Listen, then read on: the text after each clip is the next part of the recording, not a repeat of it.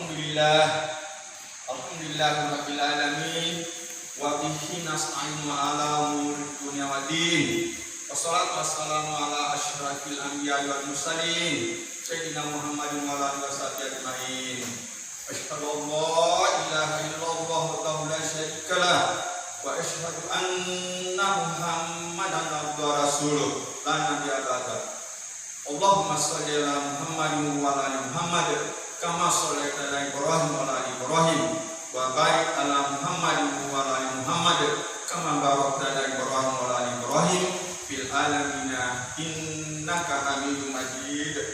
Bapak Ibu jemaah suku yang saya hormati, yang insyaallah dimuliakan dan dirahmati oleh Allah Subhanahu wa taala. Tapi mengingatkan pada diri saya dan para jemaah sekalian bahwa Rasulullah SAW bersabda, apabila engkau melihat orang yang berjalan memasuki masjid dalam tanda petik untuk salat fardu secara berjamaah, maka saksikanlah bahwa mereka itu telah mengamalkan firman Allah Subhanahu wa taala surah At-Taubah ayat 18. Jemaah Allah Subhanahu wa taala, di dalam surah At-Taubah Allah Subhanahu wa taala berfirman,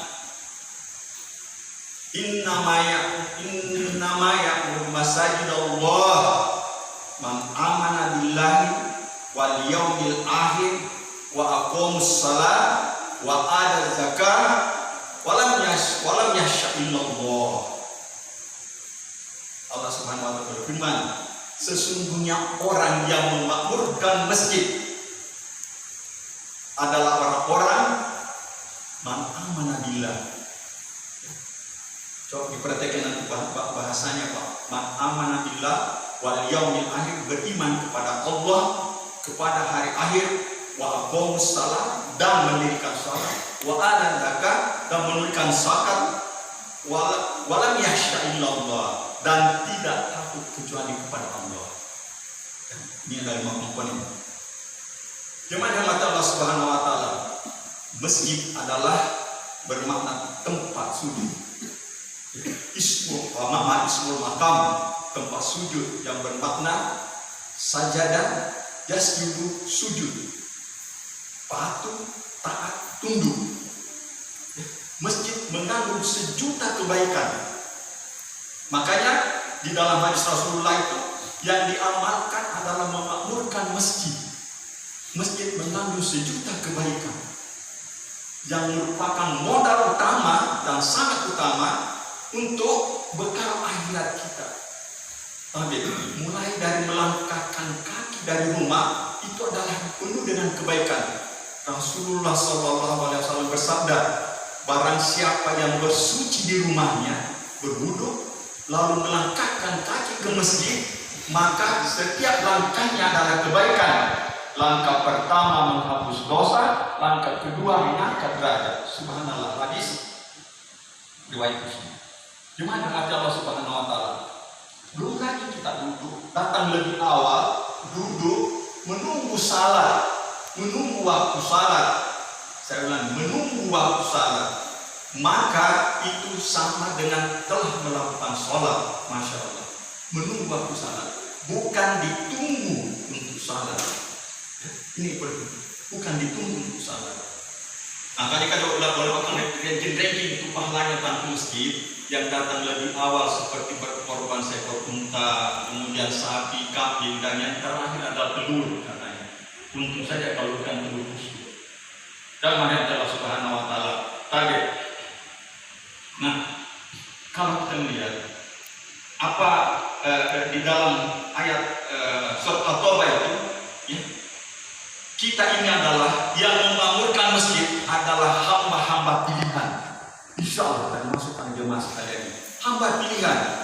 Tidak semuanya memang. Kenapa? Kriterianya ada 5 Pak. Dan itu harus satu kesatuan, karena menggunakan kata penghubung waw dan. Ya. Man amana billah wal yaumil akhir wa aqamus shalah wa atu zakat wa lam yakhsha illallah. 5 komponen. Satu komponen yang absen, maka tidak akan terpanggil untuk memakmurkan masjid. Harus lima-limanya kan, karena menggunakan logika dalam bahasa. Kalau dikatakan A dan B, kalau laki-laki itu Pak, istri itu menggunakan logika or atau, ya, mati atau hidup. Ini logikanya dan. Kalau dikatakan A dan B, Bapak ambil A, salah, tidak terpenuhi. Atau B, tidak bisa. Harus dua-duanya, A dan B. 5 komponen ini beriman kepada Allah dan hari akhirat, dan salat, dan zakat, dan tidak takut kecuali kepada Allah.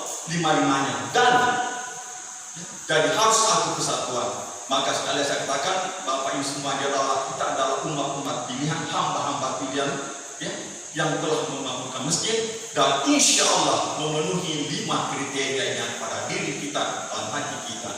Jemaat Allah Subhanahu wa Ta'ala, menurut ulama 2 hal dari 5 ini yang paling berat yang bisa mengarahkan kita untuk tidak membangun masjid ada 2. Yang pertama adalah wal yaumil akhir. Percaya yakin akan hari akhirat.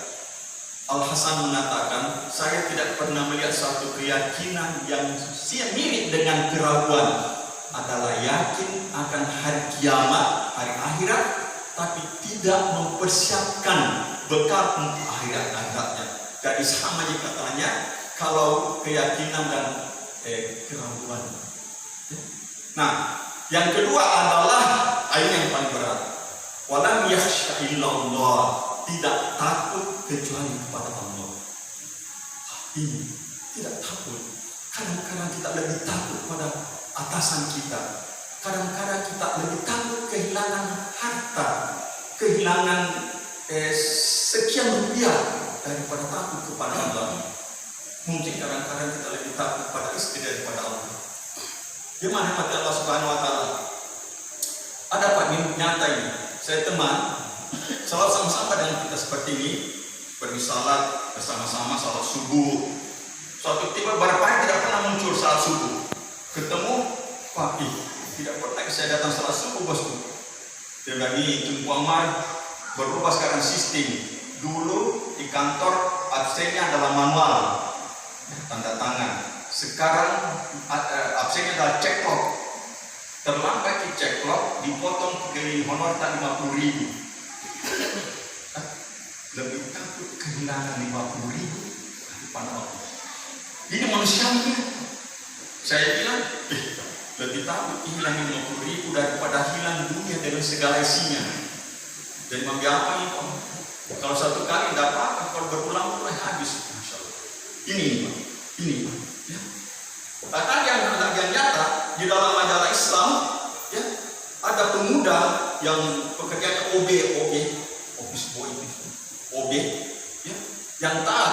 Begitu masuk pagi sampai sore, jadi pasti sholat luhur asar di kantor. Ini di majalah Muslim Pak, nyata ini. Ya. Begitu asar luhur asar ganti buka baju bekerja, ganti pakaian salat pergi. Dilihat sama atasannya, panggil, kamu selalu tinggalkan tugasmu untuk pergi salat. Mau salat atau mau dipecat? Dan bilang saya, insya Allah saya lebih siap untuk dipecat. Oke, besok dipanggil. Ini surat SK berhenti jadi OB. Alhamdulillah. Ini keyakinan bahwa rezeki itu adalah dari Allah, bukan dari atasan saya. Ini keyakinan anak muda.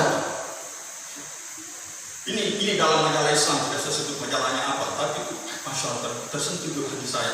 Kenapa Pak? Saya juga waktu Alhamdulillah, ya, terlalu banyak melalaikan waktu salat. Ya, begitu besok dipanggil, ini kamu suka pemberhentian kamu, ya, pemberian kamu menjadi OB. Oke, alhamdulillah, terima kasih. Tapi begitu pergi, jangan pergi. Sekarang ini kamu menjadi salah satu staf di bagian keuangan, karena saya yakin kamu adalah orang punya keyakinan yang kuat dan taat jujur. Masya Allah, subhanallah. Ini kejadian-kejadian nyata Pak. Jemaat Allah Subhanahu wa Ta'ala, apa yang kita lakukan adalah istiqomah, menjaga, karena memakmurkan masjid adalah hal yang sangat tidak disenangi oleh iblis. Kita terlalu istiqomah. Insya Allah kita terus mempertahankan ini. Kenapa? Karena Rasulullah memberikan jaminan, ya, bahwa di dalam sebuah hadis Rasulullah SAW bersabda, ada 7 golongan di akhirat yang mendapat naungan dari Allah Subhanahu wa Ta'ala, yang ketika itu tidak ada lagi naungan selain daripada Allah, ya, sehasta matahari di atas kepala kita, ya. Salah satu di antara golongan itu adalah mereka yang hatinya selalu terpaut dengan masjid. Kita terus istiqomah, ya, kita istiqomah dan saling mengingatkan, istiqomah dan saling mengingatkan, ya. Karena mengingatkan itu adalah satu kebaikan. Kita mengingatkan jangan hanya untuk diri kita, karena nanti ada saatnya kita tidak bisa lagi berbuat apa-apa kepada siapa. Yauma yasdurun nasu astatan liyuraw a'malahum.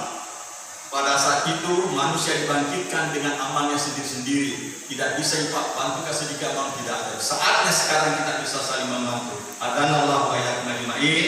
Lebih dan kurangnya mohon dimaafkan. Kebenaran pasti datangnya dari Allah Subhanahu wa Ta'ala. Yang hilang adalah saya, semoga Allah memaafkan saya. Subhanakallahumma wa bihamdik, asyhadu an la ilaha illa anta, astaghfiruka wa atubu ilaik. Assalamualaikum.